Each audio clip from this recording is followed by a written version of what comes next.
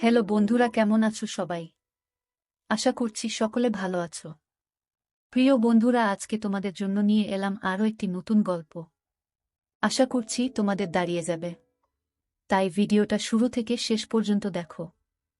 পরিমল সাহেবের ছোট সংসার। স্ত্রী ঝর্ণা এবং ছেলে জয়কে নিয়ে তিনি বেশ সুখে দিন কাটাচ্ছেন। পরিমল সাহেব উচ্চপদস্থ পদে চাকুরি করেন।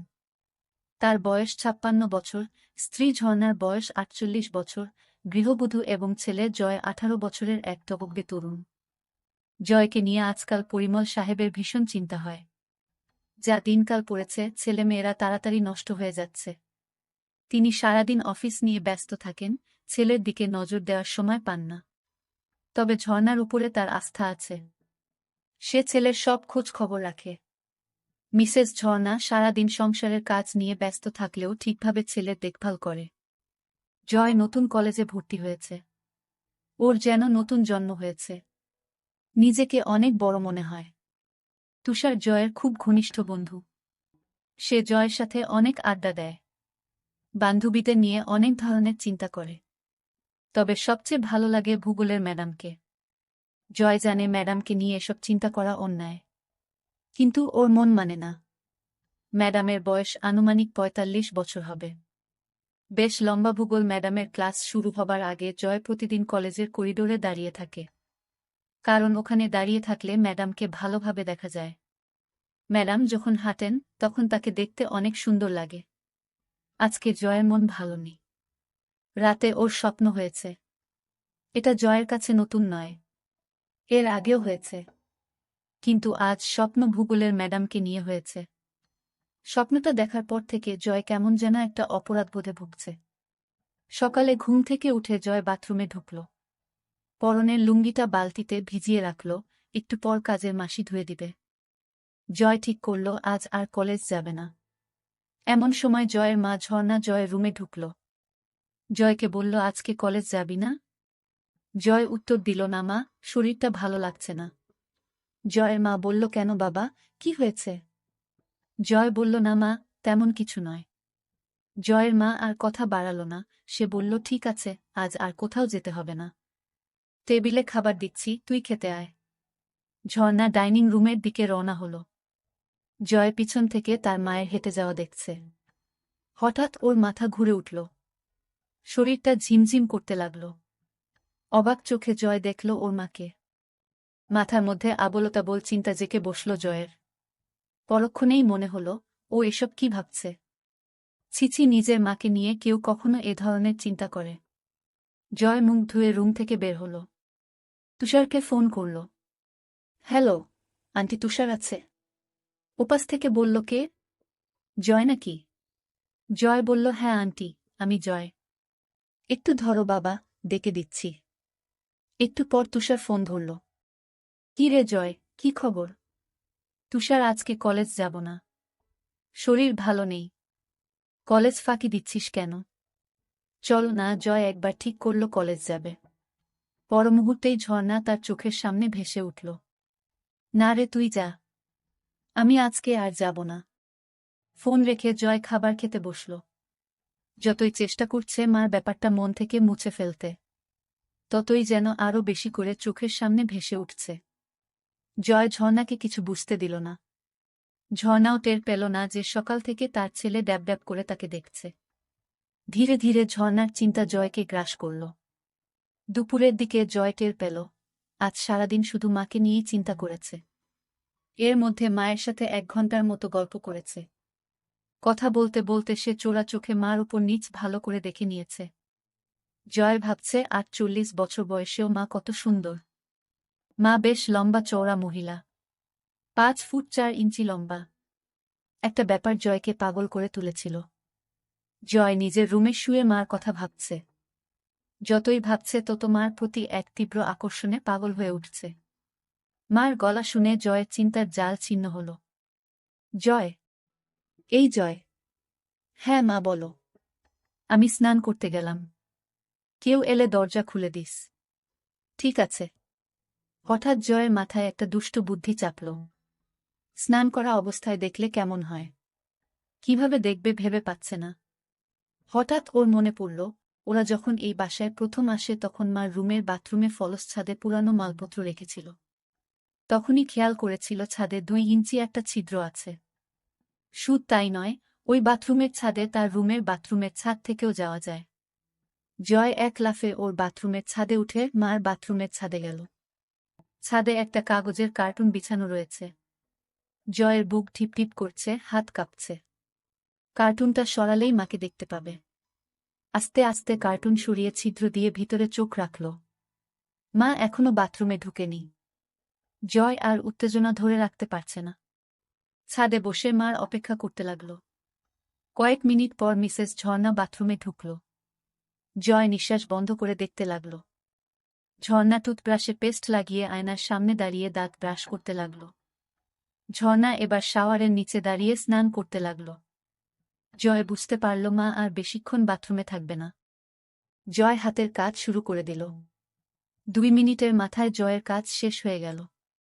ঝর্ণা বাথরুম থেকে বের হল, জয়ও নিচে নামল।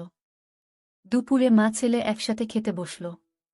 খাওয়ার পর জয় নিজের রুমে শুয়ে একটা বই পড়তে লাগল। বইতে মা ও ছেলের অনেক গল্প আছে। সে মজা করে গল্পগুলো পড়তে লাগল। ঘণ্টা খানেক পর জয় শুনতে পেল মার ঘরে ফোন বাজছে। ঝর্ণা ফোনে কথা জয়কে ডাকল। জয়, ঘুমাচ্ছিস নাকি? না মা, বলো। তোর বড় জেঠির শরীরটা আবার খারাপ করেছে। বাসায় কেউ নেই। তুই যা তো বাবা। আশেপাশে কোনো ডাক্তার থাকলে সাথে নিয়ে যা। জয় ঝটপট রেডি হয়ে রওনা দিল। জয় পৌঁছে দেখে জেঠির শরীর যতটা খারাপ ভেবেছিল ততটা খারাপ না। জয়ের জেঠির বয়স 50 বছরের মতো হবে। জয়কে জেঠি নড়ে উঠল। জয়, এসেছিস? জেঠি, তোমার শরীর কি খুব খারাপ? হ্যাঁ বাবা, সকাল থেকে শরীরটা খুব ব্যথা করছে। ডাক্তার ডাকব? ডাক্তার লাগবে না। এখন কেমন বোধ করছো? ওই যে বললাম, খুব ব্যথা। কোথায় ব্যথা করছে? পিঠে আর কোমরে। ম্যাসাজ দিলে ভালো লাগবে? বুঝতে পারছি না। জয় ম্যাসাজ শুরু করল। কিছুক্ষণ পর জয় বুঝতে পারল জেঠির ব্যথা কমছে। ভালো লাগছে জেঠি? হ্যাঁ বাবা, খুব ভালো লাগছে। ঘুম ঘুম ভাব হচ্ছে।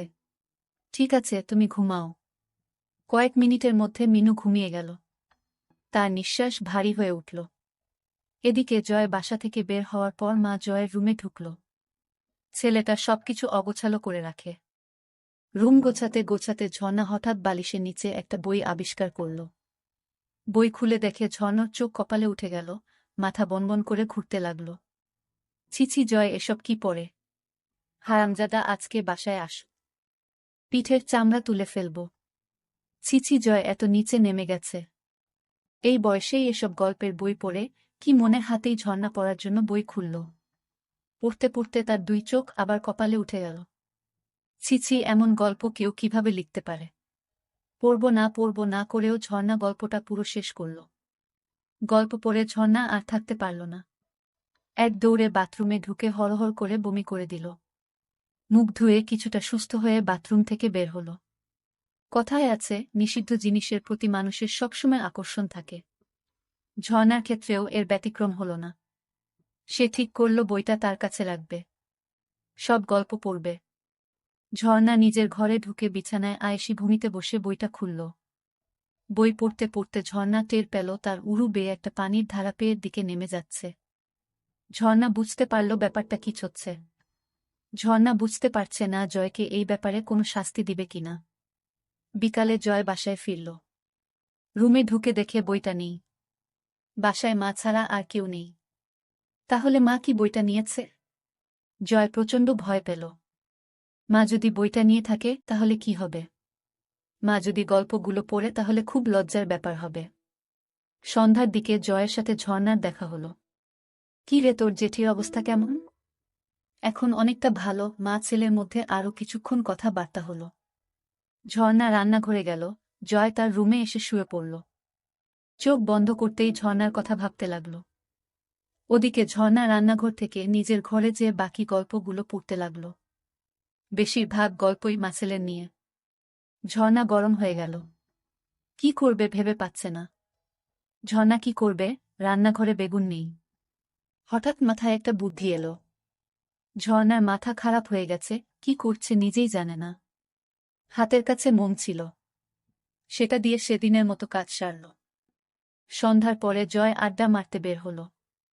এই ফাঁকে ঝর্ণা জয়ের রুমে ঢুকল। খুঁজতে খুঁজতে বিছানার নিচে কিছু সিডি পেল। একটা সিডি নিয়ে প্লেয়ারে চালিয়ে সোফায় বসল। ঝর্ণা অবাক হয়ে দেখছে, আড্ডায় জয়ের বন্ধুরা মেয়ে ছাড়া অন্য কোনো কথা বলে না। জয়ের আর আড্ডা ভালো লাগছে না। এই মুহূর্তে মাকে দেখতে ভীষণ ইচ্ছা করছে। সে বাসায় চলে এলো। এদিকে ঝর্ণা শুয়ে তার ছেলের কথা ভাবছে। মুহূর্তেই আবার ভাবছে, ছিস ছিস, নিজের ছেলেকে এসব কি ভাবছি। ধীরে ধীরে জয়কে নিয়ে তার ভাবনা প্রখর হতে লাগল। পরিমল সাহেবের বয়স হয়েছে, এখন আর আগের মতো ঝর্ণাকে তৃপ্তি দিতে পারে না। কখনো কখনো ঝর্ণার চরম পুলক হওয়ার আগেই পরিমল সাহেব হাঁপিয়ে যায়। সব মিলিয়ে ধীরে ধীরে ঝর্ণার সমস্ত ভাবনা জুড়ে তার ছেলে জয় এসে পড়ল। রাতে ঝর্ণা ও জয় একসাথে খেতে বসল। ঝর্ণা আর চোখে লক্ষ্য করল জয় ড্যাব ড্যাব করে তাকে দেখছে। মাঝরাতে জয়ের ঘুম ভেঙে গেল।